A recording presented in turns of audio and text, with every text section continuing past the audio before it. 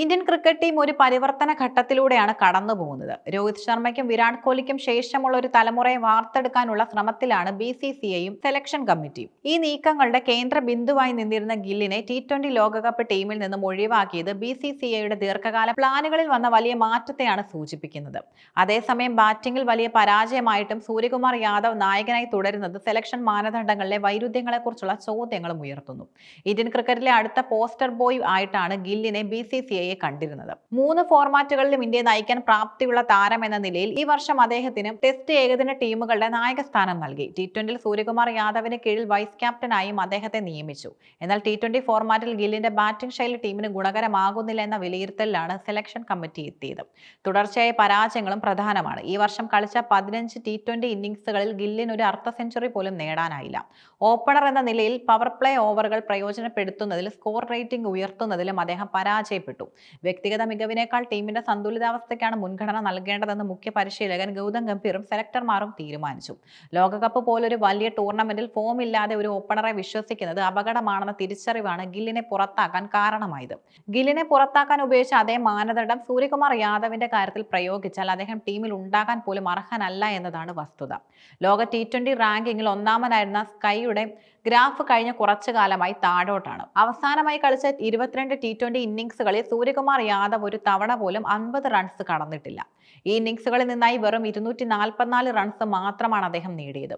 ഒരു top order ബാറ്ററെ സംബന്ധിച്ചിടത്തോളം ഇത് അതീവ പരിതാപകരമായ അവസ്ഥയാണ്.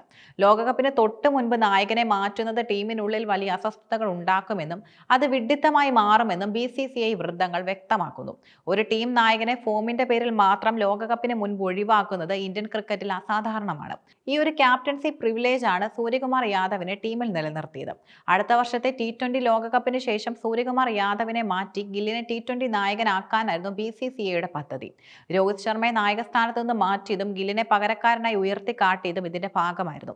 എന്നാൽ ഈ നീക്കങ്ങൾ ഡ്രസ്സിംഗ് റൂമിൽ അസ്വസ്ഥതകൾ ഉണ്ടാക്കിയിട്ടുണ്ട്. ഏകദിന നായക സ്ഥാനത്ത് നിന്നും രോഹിത് ശർമ്മയെ മാറ്റിയ രീതിയിൽ അദ്ദേഹത്തിന് അതൃപ്തി ഉണ്ടെന്നും പറയപ്പെടുന്നു.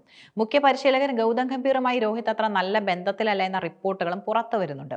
ഗില്ലിന്റെ മോശം ഫോം BCCIയുടെ കണക്കുകൂട്ടലുകളെല്ലാം തെറ്റിച്ചിരിക്കുകയാണ്.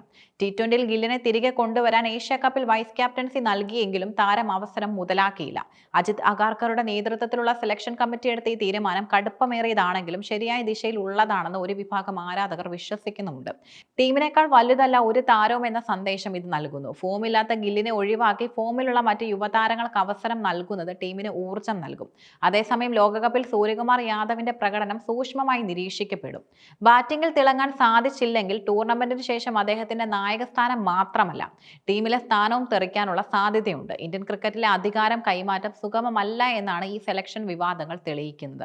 ഗില്ലിനെ പോലൊരു പ്രതിഭയ്ക്ക് തന്റെ ഫോം വീണ്ടെടുത്ത് തിരിച്ചു വരാൻ സാധിക്കുമെങ്കിലും T20 ഫോർമാറ്റിലെ അദ്ദേഹത്തിന്റെ ഭാവി ഇപ്പോൾ ചോദ്യചിഹ്നമാണ്.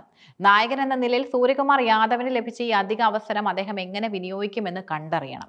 ബാറ്റിംഗിൽ ഫോമിലല്ലാത്ത 2 താരങ്ങളെ ഒരേ സമയം ടീമിൽ ഉൾപ്പെടുത്തുന്നത് വലിയ റിസ്ക് ആണെന്ന് തിരിച്ചറിവ് സെലക്ടർമാർ ഗില്ലിനെ ബലം നൽകി സൂര്യയെ സംരക്ഷിക്കുകയായിരുന്നു. ഈ തീരുമാനം ശരിയാണോ എന്ന് ലോകകപ്പിലെ ഇന്ത്യയുടെ പ്രകടനം തെളിയിക്കും.